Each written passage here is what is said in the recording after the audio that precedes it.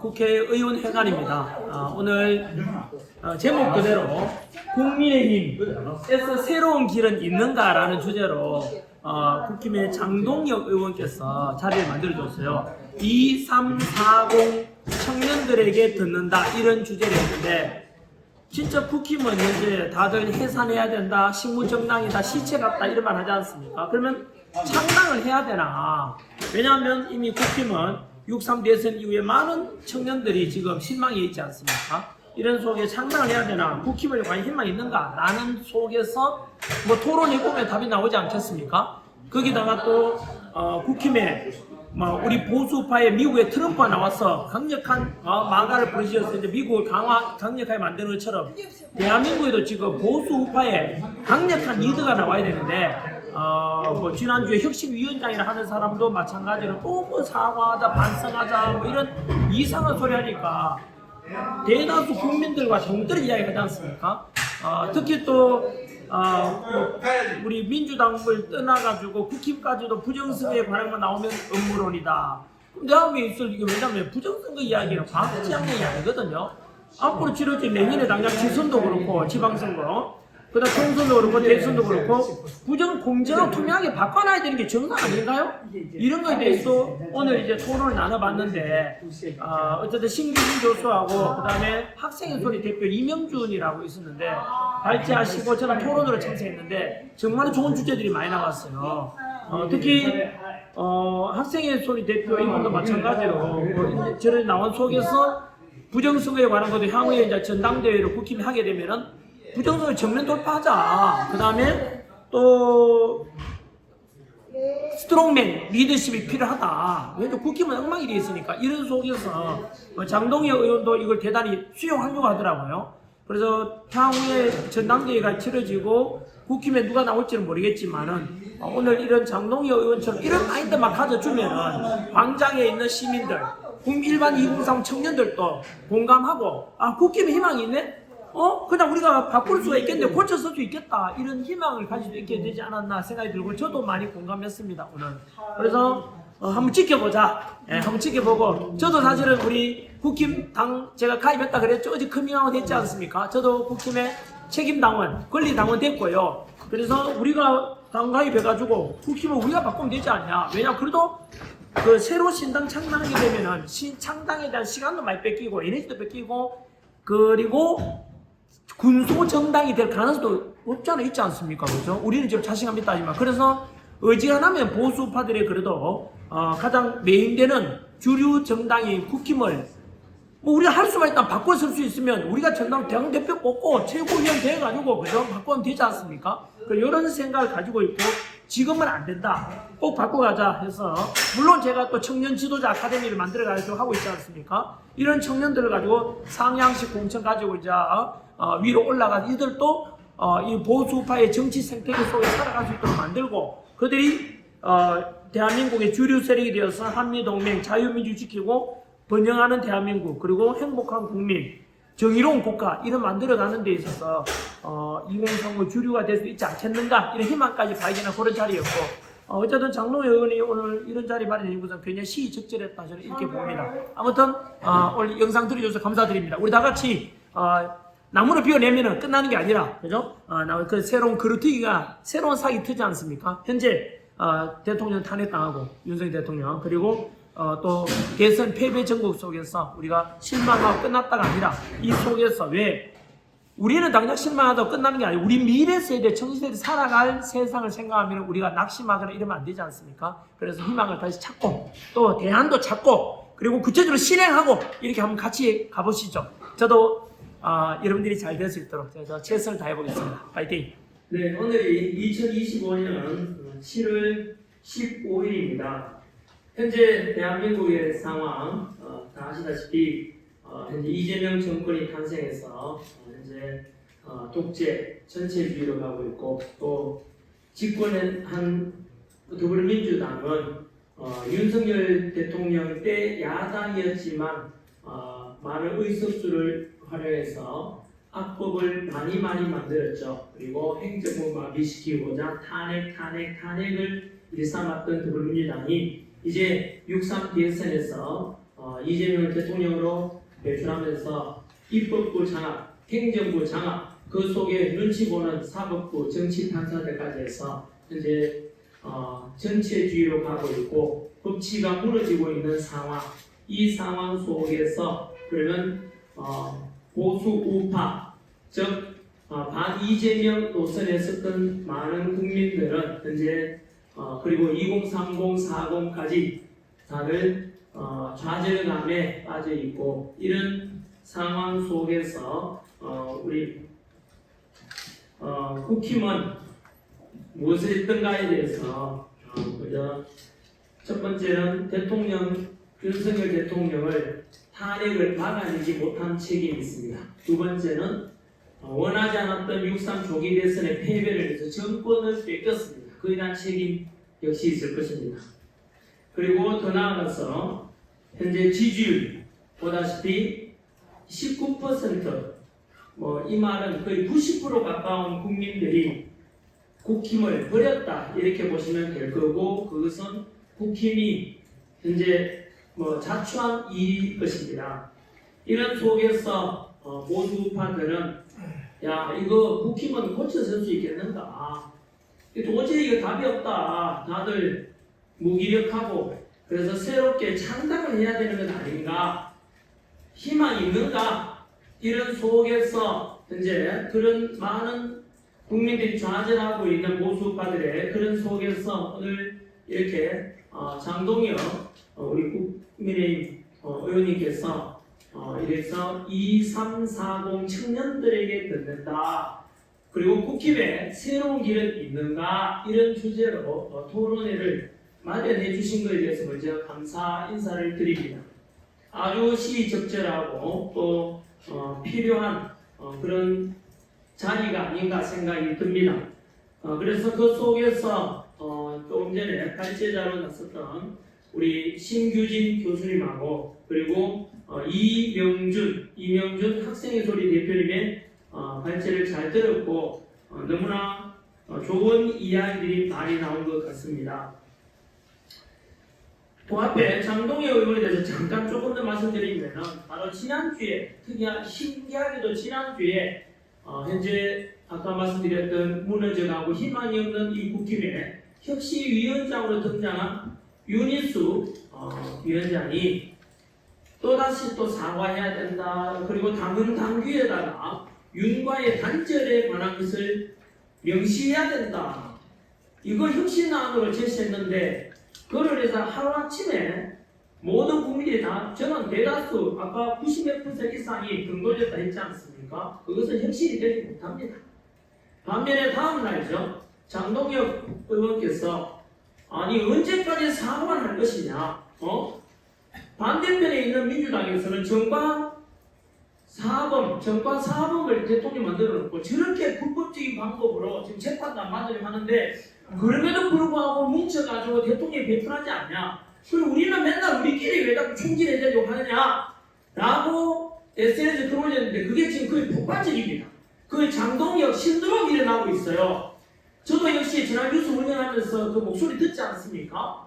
그래서 여하튼 그런 속에 희망을 발견했다 이런 말씀을 드리면서 조금 전에 있었던 발제자로 말씀하신 신규진 교수님께서는 세계 정세에 대해서 먼저 말씀해 주셨는데 굉장히 공감이 갔습니다.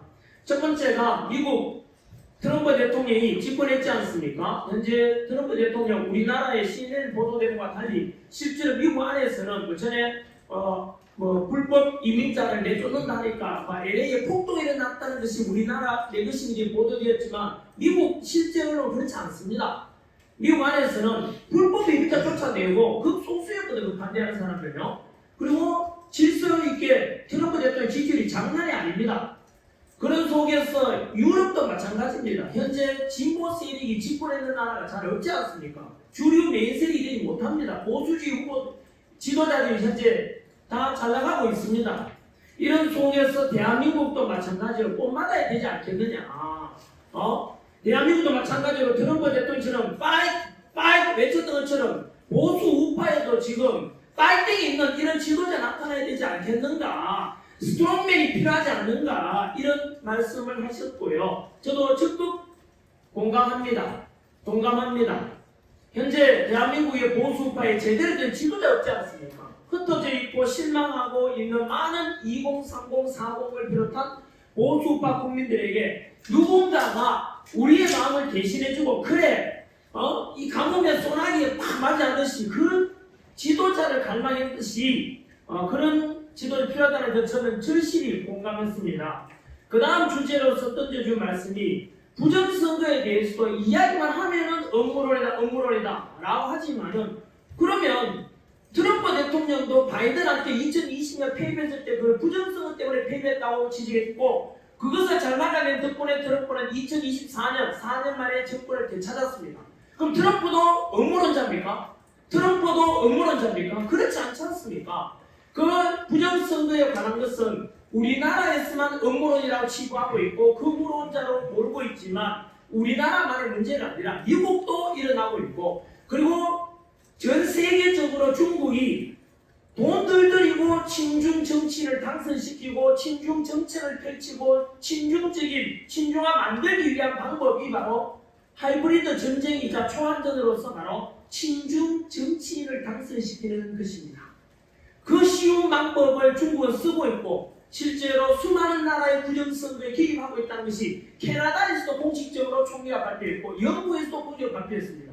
그러면 이런 부정선거에 대해서 말만 나오면 다들 발끈하지 않습니까? 민주당도 그렇고 국힘도 침묵합니다. 아까 우리 좌장으로 계신 이영풍 진행자분께서 말씀하신 대로 부정선거만 나오면은 우리 선관위에 대해서 뭔가 잘 보여야 되는 일이 있는지 민주당만 침묵하지 아니라 국힘 의원들도 전부 다 침묵하고 심지어 전환기에게도 제발 목소리를 내시되 부정선거에 관한 건 말하지 마십시오. 예? 그 보수 표 떨어집니다. 극으로 몰립니다. 다들 외면하자고 하는데 이걸 해결 못하면요 부정선거는 과거 지향적인 문제가 아니라 미래 지향적인 있습니다. 곧 다가올 내년에 지방선거 있지 않습니까? 그리고 그 다음 총선, 대선 있는데 이대로 가면 짜여진 각본대로 보수 우파들은 절대로 집권 못합니다. 그래서 부정선거에 관한 걸 이제 정면 돌파하자 이런 이야기를 아까 심규진 교수님 비슷하게 제가 조금 더 붙여봤습니다.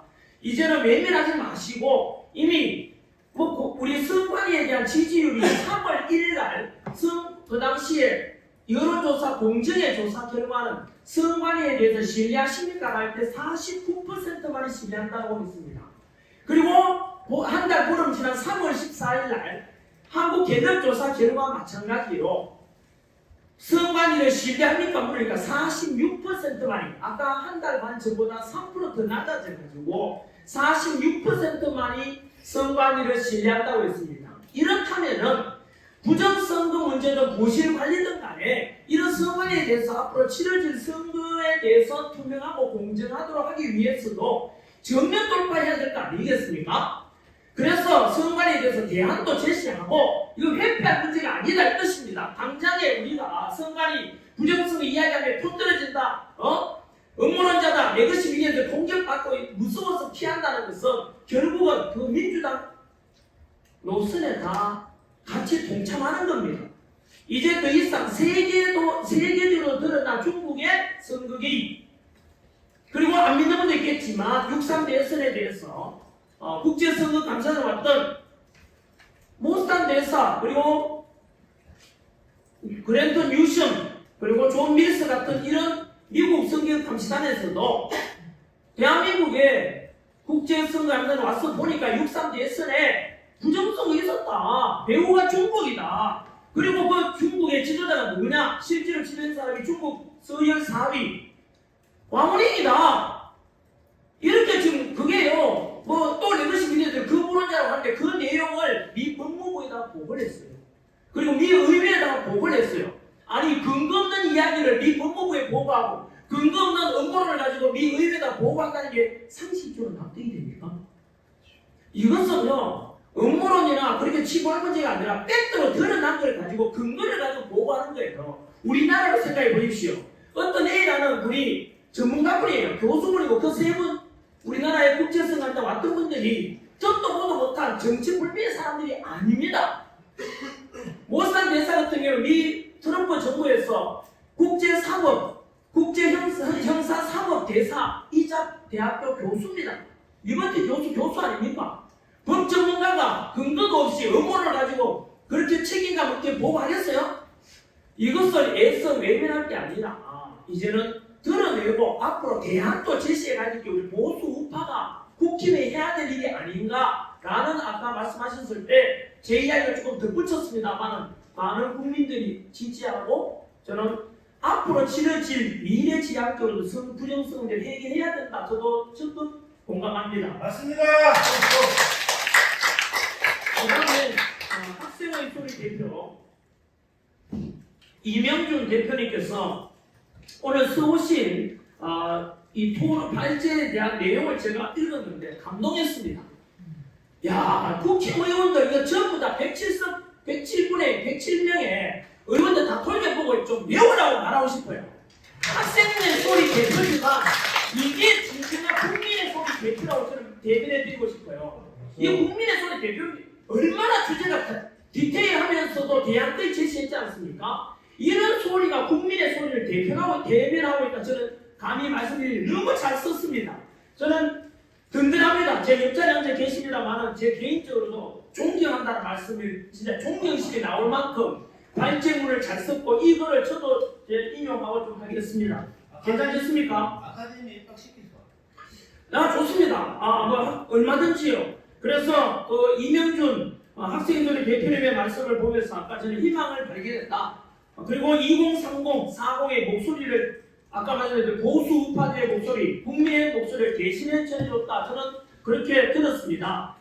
그리고 거기에서 주장하신 내용 중에서 윤석열 대통령에 대한 평가도 있었습니다. 12.3 비상기업 선포는 뭐 동의하는 분도 있고 아닌 분도 있겠지만 후보 결단이었다. 물론 그 비상기업에 관한 좀 어설프기도 하고 뭐 좀 아쉬웠다라는 분도 있고 찬반도 있겠지만 그럼에도 불구하고 윤석열 대통령께서는 후보의 결단으로서 비상기업을 선포한 거 아닌가. 그러면 국힘 의원들은 무엇을 해야 되는가. 그것에 대해서 그러면 적어도 지금 이제 비상기업을 선포한 이후로 6개월, 7개월이 지났지 않습니까? 이 지금까지 7개월 동안 국힘의 의원들은 과연 윤석열 대통령에 대해서 선을 꺼야 된다, 절연해야 된다라고 말만 했지 당신들은 과연 윤석열 대통령하고 뜨거운 진정성과 포국적인 이런 마음은 있는가에 대해서 반성해라 이런 뜻에서 저는 굉장히 공감이 되었습니다. 너무나 무기력하고 그 속에서 아까 말씀드린 대로 정권도 뺏겼고 국힘 거기다 대통령도 뺏겼고 그리고 지금 정말로 우리 2030 청년들이 이해할 수 없는 법치도 깨버리고 공정도 깨어버리고 상식이 다 무너진 그런 더불어민주당과 이재명 정권이 괴물 정권이 탄생했는데 국힘은 뭐하고 있나? 아까 당장 새로 당대표된 분들은 적어도 결단을 내려달라. 그냥 지금 땡질식의 이런 국힘이 아니고 차라리 국힘 전체 우리 의원 전체가 사퇴하자. 총사퇴하고 새로운 대한민국 보수를 새로 만들어가야 될 거 아니냐? 라는 이런 저는 발제에 대해서 정말 감동했습니다. 이 이야기를 들었다면 오늘 이 방송해 주시는 우리 언론사 너무 감사드립니다. 채널A하고 아까 어디라 했습니까? 뉴데일리. 네, 언론 진짜 감사드리고 그리고 유튜브들도 마찬가지로 아까 우리 좌장이신 이영풍 대표님께서 말씀하셨지 않습니까? 트럼프에 대해서도 레거시 미디어들이 대다수가 트럼프 대통령 떨어진다고 했어요. 트럼프는 이상한 사람이라고 언론이 많이 보도됐지 않습니까? 대표적인 게 CNN이 그랬는데요. 그럼에도 불구하고 트럼프 대통령은 압도적으로 당선이 되었어요. 그 힘이 뉴미디어, 유튜브였다고 했고 지금 현재 대한민국에서 가장 정치적 소리를 전해주는 곳이 어딘지 아십니까? MBC, KBS, SBS 이런 레거시 미디어가 아닙니다. 조중동이 아니에요. 국민들을 제대로 지금 대변해주고 있는 것은 유튜브입니다. 실제로 한번 돌아보십시오. 윤석열 대통령 비상기업 선거 당시에 지지율이 17%였습니다. 그 뒤로 비상기업은 내란이다 온 전국에 내란 현수막 들어붙고 선동했지만은 그 속에서 윤석열 대통령 우리 탄핵 반대한다, 직무복귀해야 된다 라는 광장의 목소리가 나오면서 그 보도를 누가 했는데요? 유튜브들이 했어요. 그 결과 17% 지지율이었던 윤석열 대통령에 대해서 지지율이 49%, 그리고 공개되지는 않았지만 60% 가까운 지지율을 받았습니다. 그게 바로 유튜브의 힘이고 그게 진실의 힘이라고 저는 생각합니다. 그래서 저는 오늘 이렇게 촬영한 원래 이 정도 하면은 레거시 미디어에 지금 뭐 어느 순간 전환길이 TV에 나옵니까? 안 나옵니다. 왜 그럴까요? 전환길 하면 거부라고 그냥 끝내버리지 않습니까? 그게 좌파들과 또 좌파 미디어, 레거시 미디어들의 의도적인 프레임 씌우기라는 걸 알고 있지 않습니까? 아무튼 저는 국힘에 대해서 윤석열과 뭐 단절해야 된다라고만 말하는 그런 국힘 누구는 뭐했냐? 나오나 우리 가락수 선생님께서 일말했지 않습니까? 왼손 니는 뭐했나라고 말했듯이 국힘 누구는 뭐했냐? 윤석열에 대해서 그렇게 돌던질 만큼 지금 잘했냐? 라고 국민들께 물어보십시오. 그러면 지지율 19%가 떨어지겠어요? 아무튼 이 속에서 아까 우리 식물 정당이다, 웰빙 정당이라고 많은 국민들이 국힘을 부르짖는데 아까 더 충격적인 표현을 쓰셨죠. 시체 같은 정당이라고 했는데 아마 다들 거기에 많이 끄덕일 거라 저는 봅니다. 이 속에서 또 새로운 아젠다를 제시해 준 것이 국힘의 방향성에 대한 것, 새로운 당대표가 선출되면 또는 국힘의 방향성에 이런 말씀하셨지요. 반중으로 가자. 어제 오늘 뉴스 보셨습니까? 미국 안에 너무나 많은 토지, 농지를 중국인이 매입해서 트럼프 정부의 여러 부처의 장관들이 나와서 공통적으로 미국 내에 중국인들의 토지 매입과 농지 매입, 부동산 매입에 대해서 규제하자라고 이야기를 하고 있어요. 엄청난 걸 주장입니다. 그거는. 그러니까 중국, 우리나라, 근데 그게 우리나라만의 미국만이 아니라 우리나라도 관련해서 다 하시지 않습니까? 우리나라도 마찬가지로 재작년 통계 기준으로 중국인이 우리나라에 가지고 있는 부동산이 여의도 면적의 7배입니다. 그리고 작년 기준 통계는 2024년 우리나라에 외국인이 구입한 부동산 1년간 구입 중에서 60% 이상이 거의 70% 가까이가 중국인이 우리나라 땅을 구입하고 있습니다. 이게 역시 우리나라를 제2의 홍콩, 제2의 티벳, 신장, 위구르로 만들고자 하는 중국의 정책 그대로 드러난 거 아닙니까? 그런데 그러니까 중국 대변인이 오늘 어제 뉴스에 나왔대요. 뭐냐? 미국 왜 그러느냐라고 하니까 대부분 씁니다. 우리나라 미국인들도 마찬가지 중국 가서 땅 구입할 수 있습니까? 한 평도 구입 못합니다. 우리나라 여의도 면적 7배를 중국인이 가지고 있지만 우리나라 사람은 중국 가서 단 한 평의 땅도 구입할 수 없습니다. 이 방송을 아마 중국 외교부에서 볼 수 있고 주한영 중국 대사가 많은 중국에 보고 있을 건데 답변해 보십시오. 아니 우리나라 대한민국과 미국에 그렇게 많은 중국인이 땅을 매입하고 부동산을 매입하는데 그걸 비판한다면 거꾸로 미국인과 대한민국 사람들도 중국에 땅 구입할 수 있도록 해달라고요. 중국은 사회주의 국가니까 외국인이 중국에 땅을 구입할 수 있습니까? 없습니까? 없지 않습니까?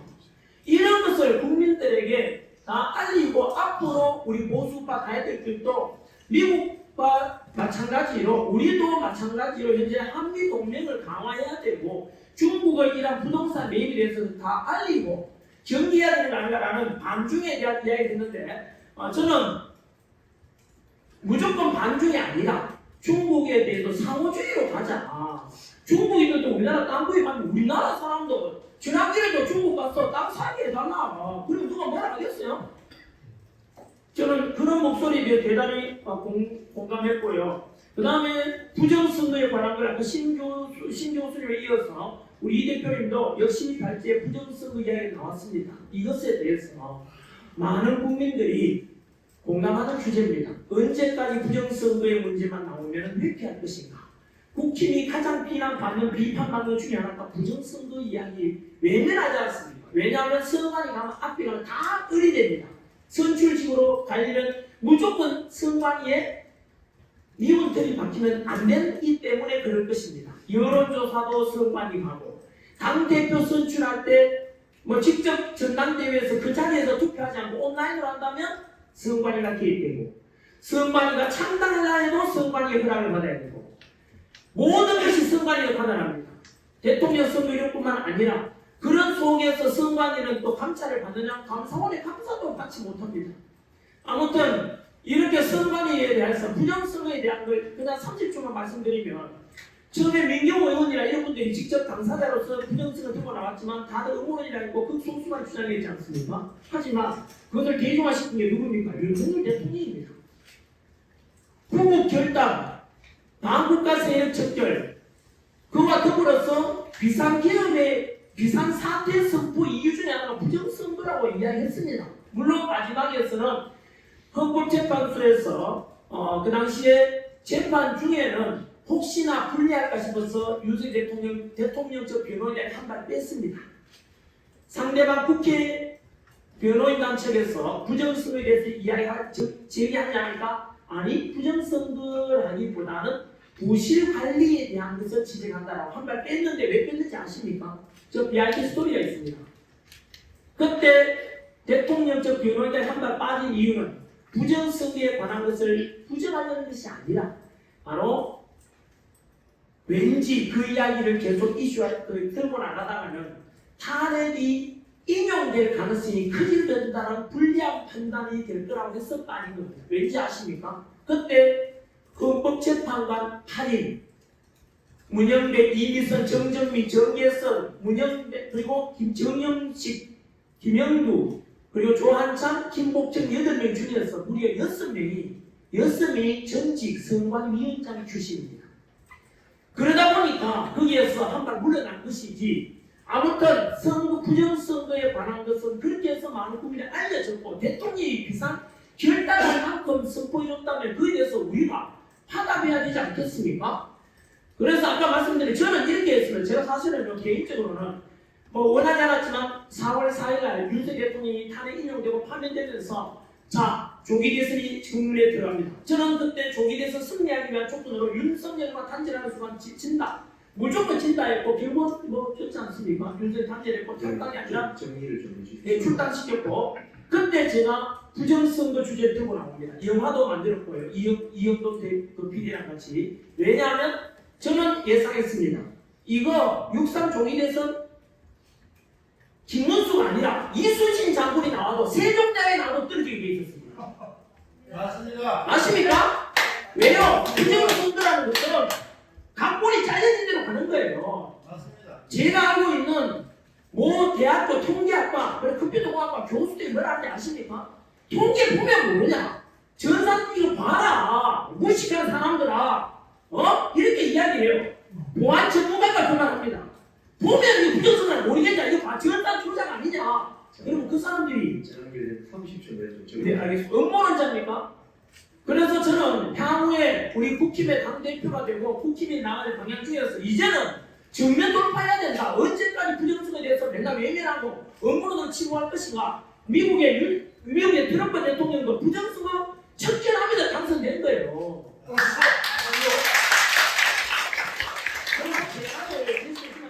대만식처럼 수개표를 하자. 독일이 그렇게 했습니다. 대만을 보고 독일도 수개표를 다 바꿨지 않습니까? 그래서 아무튼 우리도 그런 걸 모델로 삼을 필요가 있다는데 아까 우리 학생회의 대표 이명준 대표도 아까 부정선거 영사를 말씀해 주셨기 때문에 저도 덧붙였고 그 다음 마지막으로 윤석열 대통령이나 복권 문제도 마찬가지로 저도 동감합니다. 아무튼 조금 길었습니다만은 저는 마침 이렇게 갈급하던 차에 장동혁 국회의원께서 현재 정말로 많은 국민들이 바라던 국힘에 이런 사람이 있으나 이제 창당보다는 국힘을 바꿀 수 있겠네 희망을 줬다고 저는 생각합니다. 그래서 많은 국민들과 함께 저도 토론자로 참여했지만은 이런 장동혁 의원처럼 다른 국힘 의원들께서도 보수파들도 강력한 스트롱맨 그리고 제2의 트럼프 같은 이런 지도자들을 가지고 대한민국 보수파가 반드시 집권하고 대한민국 바꿀 수 있고 한미동맹 지키가는 그래서 2030, 40 우리 청년 세대들에게 보수주의 가치가 옳다는 걸 선거 결과로도 보여주고 집권할 수 있는 결과로서 보여주길 저는 토론자 한 사람으로 소망하며 이것으로 끝내겠습니다. 감사합니다.